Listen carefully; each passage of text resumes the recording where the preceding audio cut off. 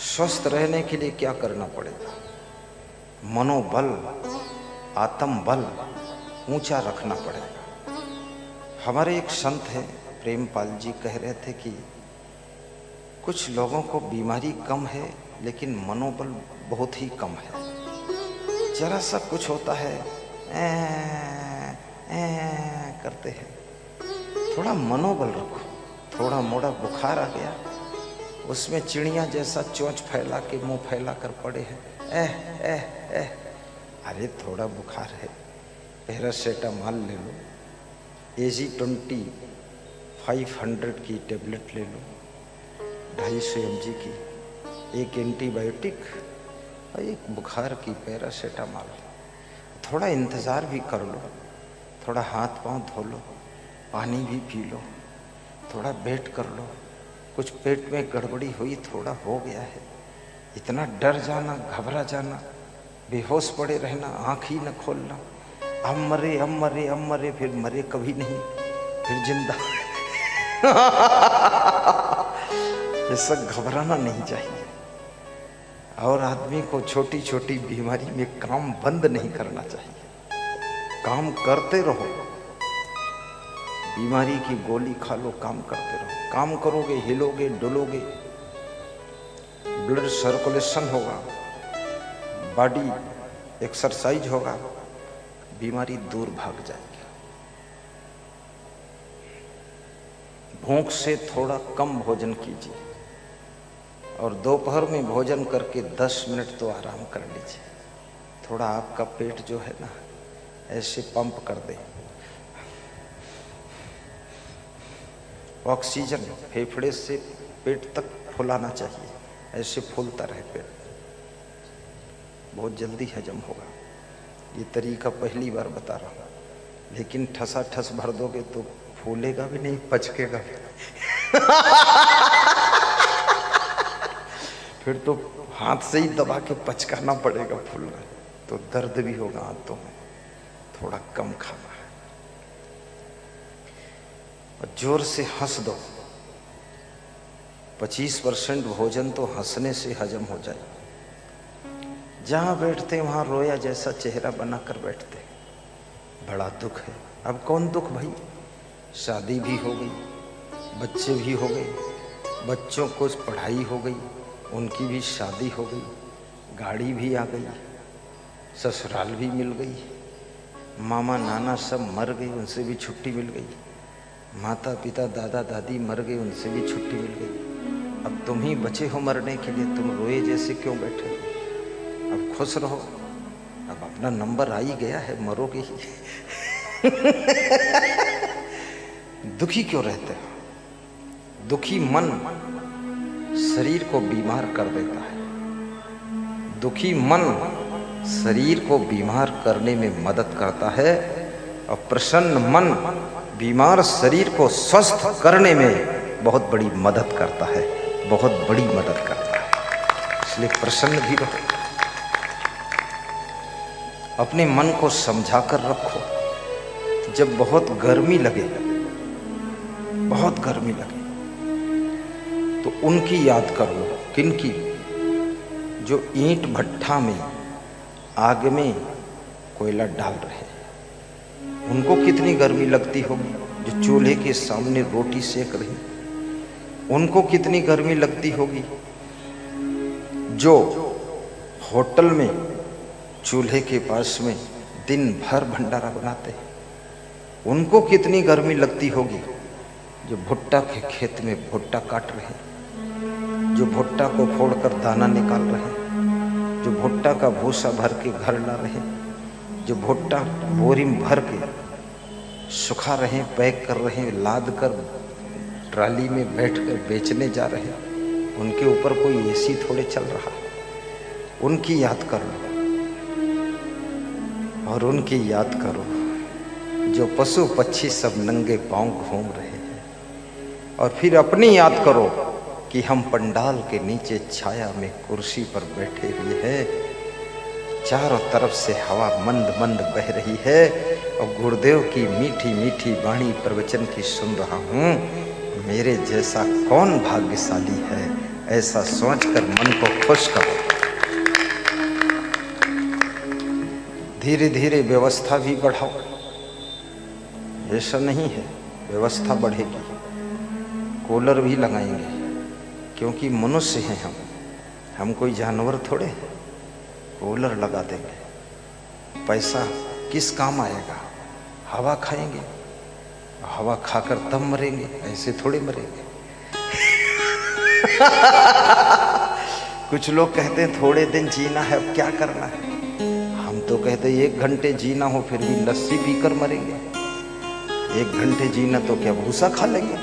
तुम खाओ भूसा, हम तो नहीं खाएंगे। आधा घंटे जिएंगे, लेकिन ठाट बाट से जिएंगे और ठाट बाट से मरेंगे। हंस करके जिएंगे, हंस करके मरेंगे। मरना तो एक बार है, मौत से क्यों डरे। और धमकी चाहे जो दीजिए, पर रंच न डरे, रंच न डरे। मृत्यु से डरना नहीं। कौन जानता है कब मृत्यु आएगी? 100 साल भी जी सकते हो, 120 साल जी सकते हो, 140 साल जी सकते हो, 10 साल में भी मर सकते हो। चाहे जितना जियो, इसका कोई टेंशन नहीं, लेकिन हर दिन अच्छी तरह से जियो। हर घंटे में प्रसन्न होकर जियो और अच्छी व्यवस्था करके जियो, उन्नति करके जियो, प्रगति करके जियो, विकास करके जियो, अच्छा मकान बनाकर जियो, अच्छी गाड़ी में चलो, अच्छे मकान में रहो, अच्छे कपड़े पहनो। मरने की तो झंझट छोड़ो, उसको याद ही मत करो, वो तो अपने आप हो जाएगा। जीने की फिक्र करो कि जीना कैसे है। कितने लोग मरने की माला फेरते हैं, अब मरा, अब मरा, अब मरा, लेकिन मूर्ख कभी नहीं मरा, 100 साल जिया। मरने की फिक्र करना ही नहीं है, जीने की फिक्र करना है और क्वालिटी की जिंदगी जीना है, अच्छी जिंदगी जीना है, अच्छा घर बनाकर उसमें सोना है, रहना है। जब आएगी मौत, मंजूर है, हमारे महल में प्रवेश करके हमको ले जाएगी। चलती हुई गाड़ी में हम मस्त आराम से यात्रा करके तब शरीर छोड़ देंगे। लेकिन ऐसा नहीं है कि मरना है तो गरीबी में मरे, हम घसीट घसीट कर मरे, भूसा खा खा कर मरे, चिथड़ा पहन पहन कर मरे, खूब रो धो कर मरे। नहीं, हंस कर जिएंगे, हंसते हुए भोजन करेंगे, हंसती हुई जिंदगी होगी। और हंसती हुई जिंदगी समझ लो कृष्ण भगवान की कृपा है। कृष्ण हंसते थे, इसलिए हंसती हुई जिंदगी तुमको मिली है। राम मुस्कुराते थे, इसलिए मुस्कुराने का तोहफा जिंदगी में मिला है। और कबीर प्रसन्न रहते थे, इसलिए जिंदगी में प्रसन्नता मिली है। जब तुम प्रसन्न हो जाओगे तो समझ लो कबीर का प्रभाव है। जब मुस्कुराओगे तो राम का प्रभाव है। जब हंसोगे तो कृष्ण का प्रभाव है। और जब ठहाका लगाओगे तो असंग का प्रभाव है। बोलिए सद्गुरु असंग देव की जय। अपन तो बहुत ज्यादा ये चीजों से प्रभावित ही नहीं होना है।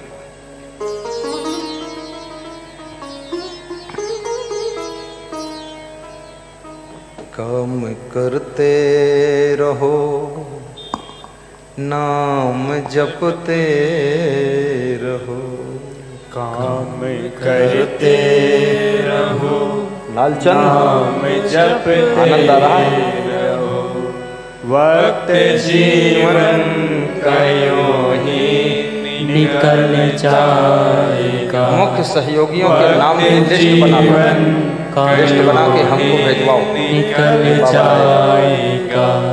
काम करते रहो, नाम जपते रहो। फर्नीचर का काम करो, भुट्टा काटने का काम करो, लेकिन मोबाइल में प्रवचन चला लो, सुनते रहो। पंजाब की एक माता जी कह रही थी, मिली तो नहीं है, फोन में कहा था कि मोबाइल चला लेती हूँ, बर्तन मांजती रहती हूँ, भोजन बनाती रहती हूँ, सोने से पहले भी मोबाइल चला देते हैं। पति पत्नी दोनों सुनते सुनते सो जाते हैं। बोले शराब का नशा तो गुरुजी उतर भी जाता है, ये आपकी वाणी का नशा उतर ही नहीं रहा है, चढ़ते चला जा रहा है, बड़ा सुख मिलता है। सुख तो सत्संग से ही मिलेगा और कहीं नहीं मिलेगा, क्योंकि सत्संग तुम्हारे मन को समझदार बना देता है, तुम्हारे मन को सुधार देता है, तुम्हारे मन को लायक बना देता है, तुम्हारे मन को शुद्ध कर देता है। और मन जहाँ समझदार हुआ, जहाँ तुम हो वहीं पर सुख बरसने लग जाता है, वहीं पर सुख बरसने लग जाता है। समझदार मन शर्क का द्वार खोलता है, ना समझ मन घर को भी नरक बना देता है।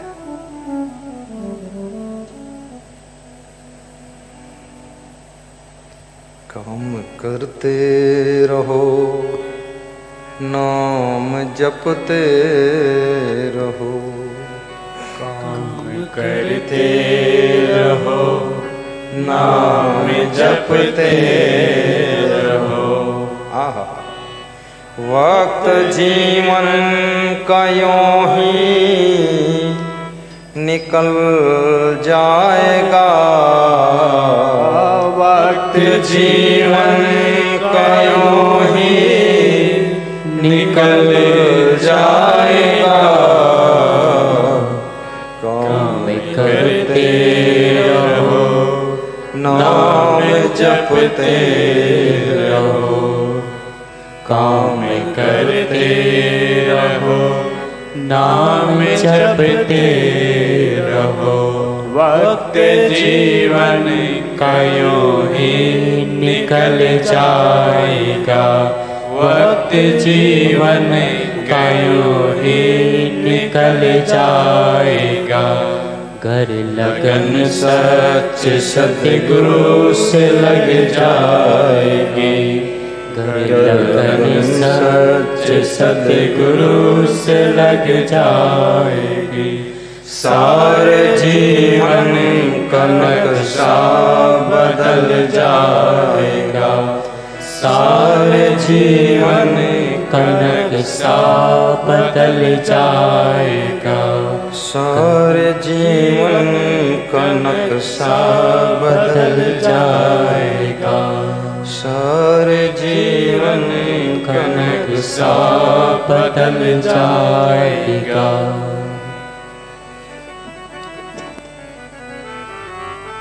एक बात को ध्यान रखना, जिंदगी जितनी जियो, प्रेम से जियो, परिश्रम से जियो, हंस करके जियो, खुश होकर जियो, गम खाकर जियो, सहनशील बनकर जियो, मुस्कुरा कर जियो, उन्नति करके जियो, प्रगति करके जियो, विकास करके जियो, सुविधा में जियो और ज्ञान में जियो, भक्ति में जियो, धर्म में जियो, सेवा में जियो, सहयोग में जियो, सत्संग में जियो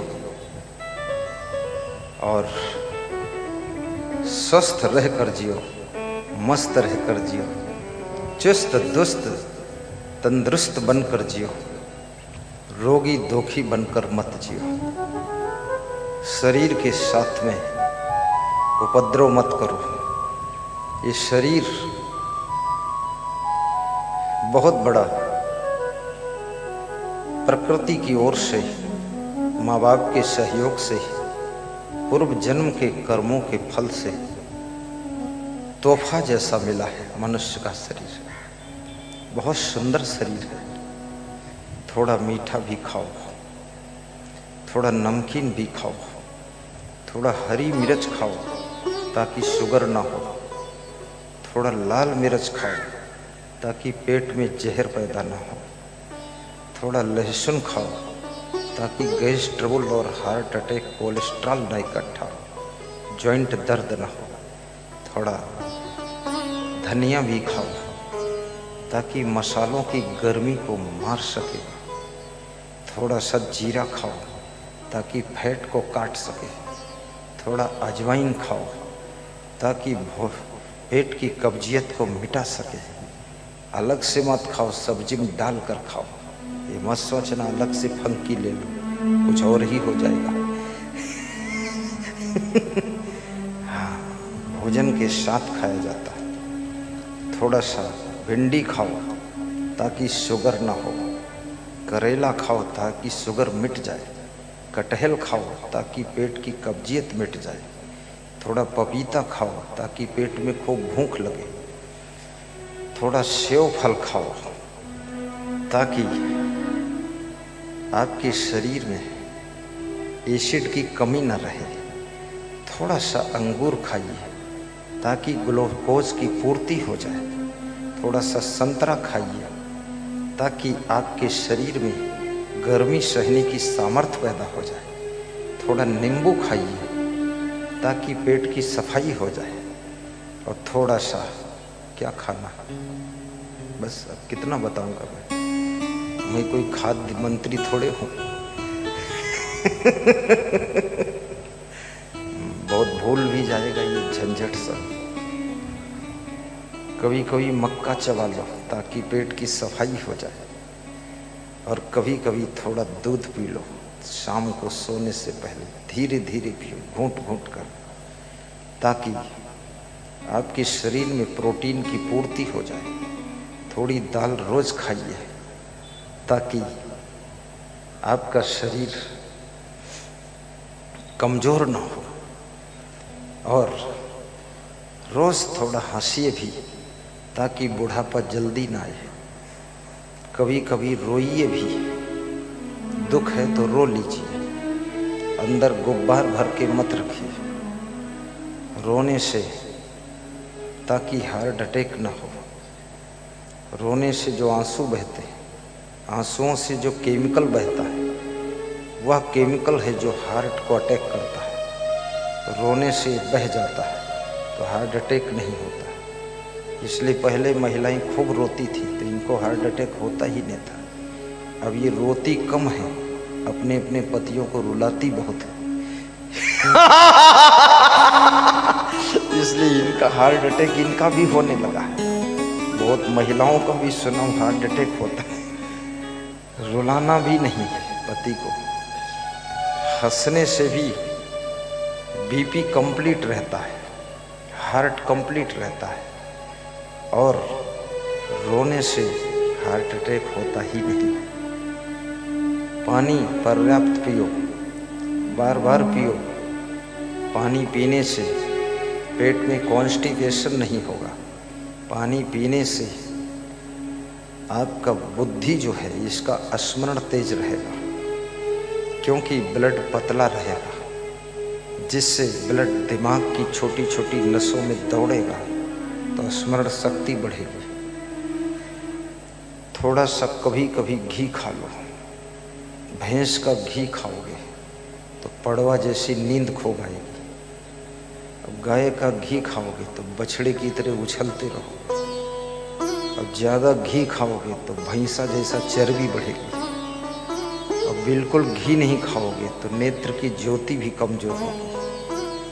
बिल्कुल तेल नहीं खाओगे तो आपकी जॉइंट पेन शुरू हो जाएगा। इसलिए थोड़ा सा तेल भी चाहिए। जॉइंटों में आयल लगता है। अब आयल इंजेक्शन से नहीं घोंसेड़ा जाएगा, वो सब रक्त के साथ ही सिस्टम है उसका। और सीधे होकर गहरी नींद सो।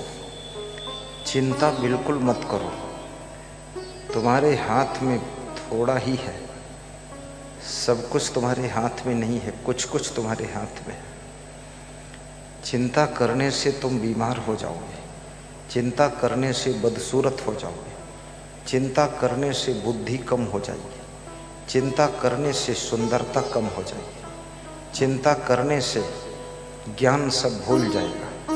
टेंशन में रहने से मन दुखी हो जाएगा। इसलिए प्रसन्न रहो। 10,000 वर्ष पहले वेद ऋषियों ने बहुत बड़ी बात कही थी कि सोते समय सिर्फ सोइए, बात करते समय बात करिए, प्लानिंग करते समय प्लानिंग में दिमाग लगाइए और किसी प्लानिंग को जल्दी मत कीजिए। महीना 2 महीना, साल 2 साल प्लानिंग दिमाग में चलनी चाहिए, क्योंकि प्लानिंग 1000 बार बदलो तो कोई नुकसान नहीं। और जल्दी प्लानिंग फाइनल कर दिया, काम शुरू कर दिया, तो एक बार बदलोगे तो 10 लाख का नुकसान होगा। इसलिए दिमाग में फ्री प्लानिंग करिए और उसको बदलते रहिए, चेंज करते रहिए। और प्लानिंग करो, उसके लिए दृढ़ संकल्प भी लो, प्रण करो, प्रतिज्ञा लो, उसको पूरा करने के लिए मेहनत भी करो। केवल योजना बना रहे और कुछ नहीं।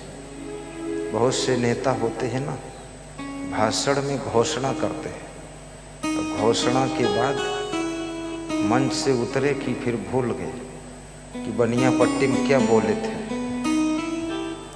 फिर अगले साल आ रहे हैं, बोले हैं योजना बन चुकी है, फाइल जाने वाली है। फिर अगले साल आते हैं, बोले फाइल पहुंच चुकी है, कार्य प्रगति पर है, प्रोसेस है फाइल। 5 साल बीत गए, चुनाव आ गया, बोले फाइनल हो चुका है, बस अब की वोट दो कि हम पूरी रोड कंप्लीट कर देंगे। फिर वोट दे दिया तुमने, क्योंकि नेताओं की रोटियां आश्वासन के तवे पर पकती रहती है और नेता बेचारा, उसके पास भी बजट सीमित है, वो करे तो क्या करे, जितना चाहता उतना बजट मिलता नहीं है। 80% लोगों को तो भोजन फ्री दिया जा रहा है। सोचिए आपका देश कितना भूखमरा है, कितना भिखारी है, कितना गरीब है, कितना लोग तन्ने तराज है। 80% लोगों को सरकार राशन दे रही है, 80%। बहुत बड़ी बात हो गई। ये 80 करोड़ लोग, ये 90 करोड़ लोग सरकार की ओर आस लगाकर बैठे रहते हैं कि महीने में आएगा आटा दाल चावल। ये भी कोई जिंदगी है? चिड़ियाँ भी अपना पेट भरने के लिए खुद इंतजाम कर लेती है। ये चिड़िया से भी गए गुजरे, ये बिना पंख की चिड़िया अपने पेट भर के लिए भी कमा नहीं पा रहे हैं। और अंग्रेजी इतना बोलते हैं कि अंग्रेज भी बेहोश हो जाएगा इनके सामने। हिंदी में तो बात करते ही नहीं। क्या दुर्भाग्य है, क्या विडंबना है। लोगों को खाने के लिए रोटी नहीं और शौचालय के लिए लेटरिन घर नहीं, और खाना पाखाना दवा खाना तीनों व्यवस्था सरकार करती। तो मैं इनसे पूछता हूँ, तुम जीते क्यों? जिंदगी किस लिए जी रहे हो? तुम्हारे जीने से फायदा क्या है? आखिर न खाना का इंतजाम कर पा रहे हो, न पाखाना का कर पा रहे हो, न दवा खाना का कर पा रहे हो। तो इस धरती पर भार क्यों बने हो? जी क्यों रहे हो? ये तो बता दो हमें। तो बताते हैं कि दारू पीने के लिए जी रहा हूं। पत्नी से मारपीट करने के लिए जी रहा हूं, पड़ोसियों को सताने के लिए जी रहा हूं, भाई को दुख देने के लिए जी रहा हूं। ये जिंदगी नहीं है। जिंदगी ऐसी बना जिंदा रहे दिल साथ तू। राजेश यादव गा दूं? यादव जी गाऊं? दोहा है फर्स्ट क्लास। पासवान साहब, सब लोग बैठो आराम से।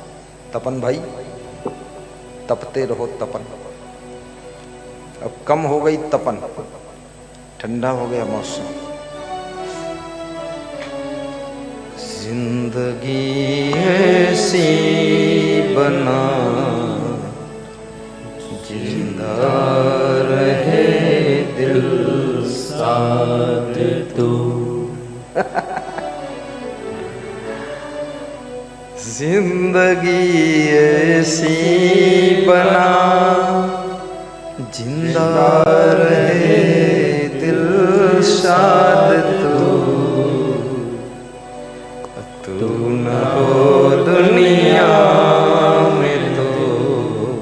आहा, मेरे सामने तितली नाच रही, कह रही गुरुदेव तुम नाच देखते नहीं, मैं नाच दूंगी। नाच रही है, खुश है कि इतना अच्छा गुरु आ गया, क्या सिखा रहा। तितली के पास कुछ नहीं, कोई हाथ से मसल दे जिंदगी खत्म हो जाए, फिर भी नृत्य करके जी रही है।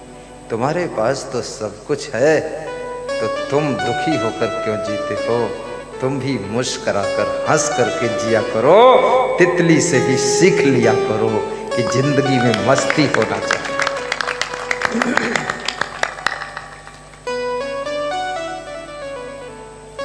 जिंदगी ऐसी बना जिंदा रहे दिल साथ तू न हो दुनिया में तो दुनिया को आए याद तू न हो दुनिया दुनिया में याद रहेगी, तू दुनिया को यादों के निशान छोड़ कर याद तो। मरण तो होगा, लेकिन मरण के बाद भी दुनिया में मेरा स्मरण होगा, स्मरण होगा। ऐसा मरण होगा हजारों साल लोग स्मरण करेंगे। आज शिवरी को स्मरण कर रहे हैं, कोई हीरोइन मरती है उसका स्मरण नहीं होगा, उसका विस्मरण हो जाता है। शिवरी, मीरा, ध्रुव, प्रहलाद, महाराणा प्रताप, गांधी, महात्मा, सुभाष चंद्र बोस, भगत सिंह, चंद्रशेखर आजाद, इनका स्मरण हो रहा है। कितने प्रधानमंत्री हो गए हमारे देश में, मरण के बाद उनका विस्मरण हो गया। लेकिन कोई कोई प्रधानमंत्री है जिसका आज भी स्मरण हो रहा है, स्मरण हो रहा है। लोग याद करते हैं, राष्ट्रपति को याद करते हैं। तू न हो दुनिया में तो दुनिया को आए याद तू। दुनिया को आए याद तू, दुनिया को आए याद तू। कितनी स्त्रियां मरने के बाद उनकी याद में उनका पूरा घर हिल जाता है। वो स्त्री मर गई, घर नहीं ले गई साथ में, न घर का सामान ले गई, न घर वालों को ले गई, लेकिन उसकी मृत्यु के बाद पूरा घर भूकंप जैसा हिलता है। व्यवस्था बिगड़ गई, संभाल रही थी वो नारी के रूप में, सभी की गम खा लेती थी, सभी को जोड़कर रखने का प्रयास करती थी।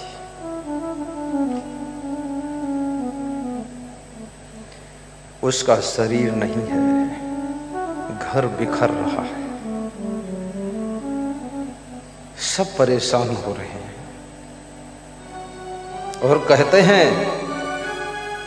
कि अपने मरने के साथ घर की रौनक, घर का सुख, घर का यश और घर का प्रेम भी लेकर चली गई।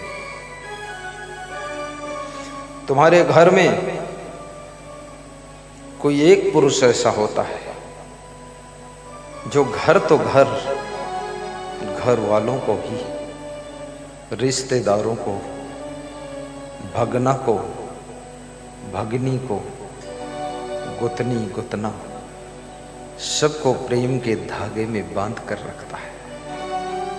कहीं बिजनेस में बांध लेता है, कहीं घर के प्रेम में बांध लेता है, लेकिन सबको एकता के सूत्र में बांध कर चला देता है। उसका शरीर जब नहीं रहता है, धागे टूट जाते हैं, सब सदस्य बिखर जाते हैं। जब तक वो था, लोग उसके महत्व को नहीं समझते थे। अब नहीं है वो, उसकी याद करते हैं, स्मरण करते हैं, छुप छुप कर रोते हैं कि घर में अब कुछ नहीं बचा है। उत्तर प्रदेश में किसी के यहाँ किसी व्यक्ति की मृत्यु हुई। संयोग बस मैं भी गया तो उनके लड़के कह रहे थे, अब क्या बचा करते हो, पिताजी चले गए। सबको बांध कर संभाल कर रखते थे। पिताजी अब नहीं है, अब उनके मूल्य का पता चल रहा है। याद रखना, जो चीज तुम्हारे पास में होती है उसका मूल्य तब तक तुमको पता नहीं चलता है। जब तुम्हारे हाथ से वो खिसक जाती है तब तुमको पता चलता है वो चीज कितनी कीमती थी। चाहे आपकी पत्नी हो, चाहे आपका पति हो, चाहे बेटा बहू हो, चाहे पिता माता हो, चाहे दादा दादी हो, और चाहे गुरु हो, और चाहे कोई विशेष सामान हो, लेकिन उसके खोने के बाद तुमको उसकी कीमत एहसास होती है और फिर तुम तड़पते हो, छटपटाते हो। जब तक वो चीज, वो व्यक्ति तुम्हारे साथ था, पास था, तब तक यदि उसके महत्व को तुम समझ लेते तो शायद वो इतना जल्दी नहीं खो सकती थी। थोड़ी दिन और तुम्हारा साथ दे सकती थी वो चीज। महिला के गले में चैन है तब तक उसका कोई महत्व नहीं, बार बार उस पे गले पे हाथ नहीं ले जाती। लेकिन चैन जब गिर जाती है तब वो महिला बेचैन हो जाती है। तब चैन की कीमत पता चलती कि 2 तोला की थी, 70,000 बर्बाद हो गए। अभी तक उसको ध्यान ही नहीं था गले में चैन है। इसलिए याद रखना, जीवन में अपने भाई के महत्व को भी समझिए और गम खाना सीखिए। गुरु भाई के महत्व को भी समझिए, गुरु के महत्व को समझिए, शिष्य के मूल्य को समझिए, कर्मचारी के भी कीमत को समझिए। कर्मचारी की वजह से भी तुमको बहुत शांति मिलती है। याद रखना, वफादार कर्मचारी आपको निश्चिंत कर देता है। बूढ़े माँ बाप, तुम सत्संग में आते हो तो घर बचाते हो। किसी को घर बचाने को रख दो, वही घर में चोरी कर लेगा, लेकिन तुम्हारे माँ बाप घर बचाते हैं। और 1,000 रुपये महीने भी वेतन नहीं लेते, फ्री के पहरेदार हैं, फ्री के सिपाही हैं, और फ्री के द्वारपाल हैं, और फ्री के रक्षक हैं। ऐसे माँ बाप को केवल 2 रोटी 2 धोती दे करके फ्री में उनसे काम ले सकते हो और माँ बाप को खुश कर सकते हो, और वे तुम्हारे घर की रक्षा कर सकते हैं। हमारे गुरु जी थे तो आश्रम में रहते थे, तो आश्रम की रक्षा करते थे और प्रेम से बचाते थे। भक्त आते थे, उनको मिलते थे, दर्शन करते थे। अब भक्त आते तो हैं, आश्रम तो है, लेकिन दर्शन देने वाला कोई नहीं। क्योंकि मैं तो यहाँ कांझा बनिया पट्टी में हूँ, बिहार में, और वहाँ जो संत हैं उनमें वो प्रतिभा नहीं है। वो प्रतिभा नहीं। किसी की गद्दी पर किसी को चुन देने से कोई दर्शन थोड़े करेगा। जैसे आपको हम मिट्टी का आम बना कर देते कि लो खा लेना, तो उसमें कोई रस है? मिट्टी के आम में रंग तो है, देखने में लगता आम है, उसको निचोड़े हुए तो गुठली भी नहीं निकली। रस तो रस है, गुठली भी नहीं, बेकार है, प्लास्टिक का आम। दर्शन देने के योग्य कोई दर्शनी महान पुरुष होता है। तब ये होता था, कोई वहां गया है, कम से कम उनके दर्शन पाकर संतुष्ट हो जाता था। अब मैं सोचता हूँ कौन दर्शन देगा? अब मैं वहां दर्शन दूं तो फिर यहाँ कौन प्रवचन सुनाएगा? लफड़ा फंस गया है, फंसा ही रहेगा। वहीं सोना साना रहेगा।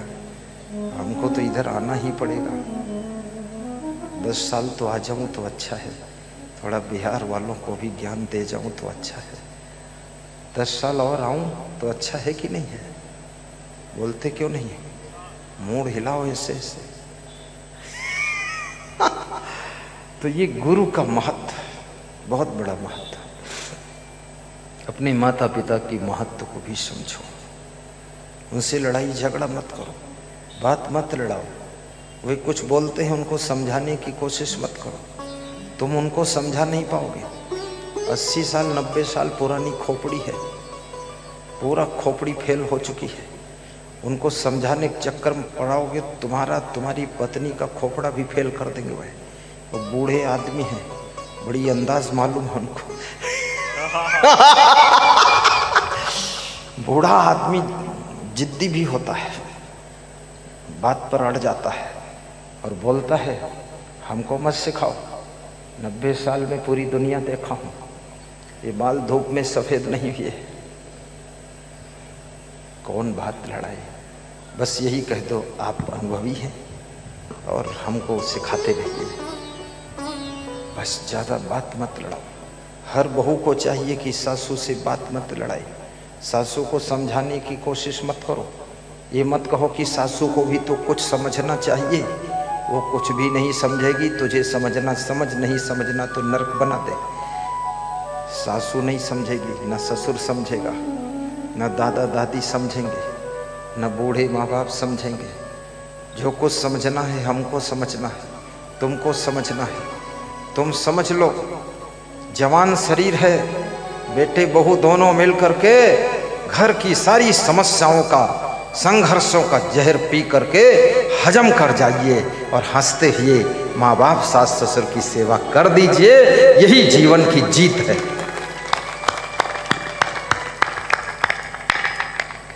तालियां ऐसी बज रही हैं, लगता है तुम भी अधमरे ही हो।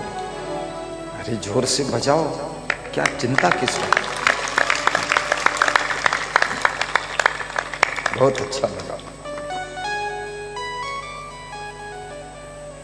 जिंदगी ऐसी बना जिंदा रहे दिल साथ तो न हो दुनिया में, तो दुनिया को आए याद तो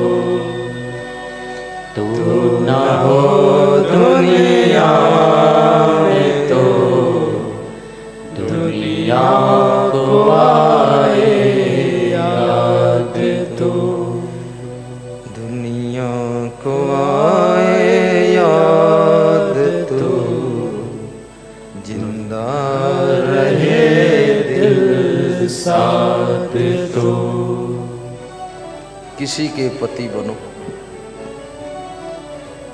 पति कितना महान है, किसी पत्नी को तब तक पता नहीं चलता है जब तक पति संसार में जीवित है। जिस दिन वो संसार को छोड़कर जाता है, पत्नी को पता चल जाता है कि पति का क्या मूल्य था। इसलिए पति के साथ भी लड़ाई झगड़ा मत करो, कोई फायदा नहीं। तुम पति को ही समझा नहीं सकती, ये समझ भी नहीं सकता, ये पति समझेगा भी नहीं। कितनी स्त्रियां पतियों को समझाते समझाते थक चुकी, समझाते समझाते समय से पहले बूढ़ी हो गई, डोकरी हो गई, लेकिन पति समझा नहीं है और ज्यादा उलझा है। इसलिए समझाओ। आप ये सोच लो, किसी को समझा करके तुम इतना खा, बस गुरु के प्रवचन से जो समझ गया तो समझ गया। अगर उससे नहीं समझा तो उसके पांव छू लो, हाथ जोड़ दो और कह दो अब तेरे को अगले जन्म में ही जो सुधार होगा होगा। अब मेरे भाग्य में तू था तो मैं झेलूंगी और क्या करूंगी। दारू दास, शराबी दास, जुआरी दास, सखी शाबाश कलंदर, दमादम मस्त कलंदर और बेवकूफ पति का पहला नंबर। कहां तक समझाओगे तुम? पागल हो जाओगी, मुंह दर्द करने लग जाएगा बोलते बोलते। ज्यादा अपनी पत्नी को भी मत समझाना, ज्यादा समझाओगे जहर खा लेगी, उसी दिन राम राम सत्य हो जाएगा। ज्यादा समझाने से भी रिएक्शन होता है। कितनी स्त्री, एक स्त्री मेरे जन्मभूमि के गांव में कह रही थी अब हमको कुआं ताल लेना पड़ेगा। तो मैंने कहा कुआं ताल क्या करोगे? बोले डूब जाऊंगी इसमें और क्या करूंगी। तुम छोटे हो, तुमको मालूम नहीं, कुआं ताल लोगी तो मतलब डूबना है उसमें। तुमने कहा डूबोगी क्यों माता जी?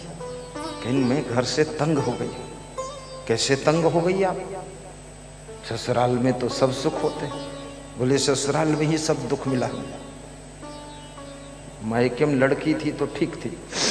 तो हमने कहा जवान कोई तुमको बना दिया, अपने आप जवान हुई हो, लड़की रहोगी सदैव। लड़की कौन रह सकती है? हर व्यक्ति जवान होगा, बूढ़ा होगा, ये तो उम्र बढ़ेगी। बोले मैं पति से तंग हो गई, दारू पीता है, बहुत बोलता है, क्रोध करता है, अब मैं कुएं में डूब जाऊंगी। एक दिन वो कूद गई कुएं में, पूरा गांव इकट्ठा हुआ। मैं तो छोटा था 10 साल का, मैं भी दौड़ कर चला गया। तो हमने कहा इसको निकालते क्यों? अब ये डूबना चाहती तो डूब जाने दो। तो गांव के लोगों ने कहा तुम यहाँ मत आओ, तुम्हारे प्रवचन से सब बर्बाद हो जाएगा। हमने कहा जब डूबना चाहती, इतनी हिम्मत करके कूदी है और फिर निकाल लोगे तो बचाने से क्या फायदा? लोगों ने कूद के पकड़ के बांध के रस्सी उस्सी डाल के निकाल लाए। तो फिर उससे मैंने पूछा कि तुमको लोग मरने भी नहीं दे रहे? बोले गांव दुष्ट है, ये मरने भी नहीं देते, और पति महादुष्ट है, वो जीने नहीं देता। क्या नरक बना रखा लोग। मरने से कोई समाधान होगा? ये जहर खाकर मरना, आत्महत्या करना, रस्सी बांधकर मर जाना, आग लगाकर जलकर मर जाना, कुएं में कूदकर मर जाना, रेलवे लाइन पे कट के मर जाना, ये मूर्खों का काम। मरना नहीं है, अपने भीतर के क्रोध को मारना है, वासना को मारना है, अहंकार को मारना है, लोभ लालच को मारना है। याद रखना, जो हमारे अंदर अज्ञान है उसको ज्ञान की कृपा से मार देना है, फिर मरने की जरूरत ही नहीं पड़ेगी, फिर हंसते हंसते जिंदगी की शुरुआत होगी। बोलिए सद्गुरुदेव की जय। कोई प्रॉब्लम ही नहीं, जो होता है अच्छा ही होता है, सब अच्छा हो रहा है, क्या प्रॉब्लम है इसमें? कुछ नहीं, सब ठीक है। उसमें अच्छाई देखना तो सीखो। कबीर मन तो एक है,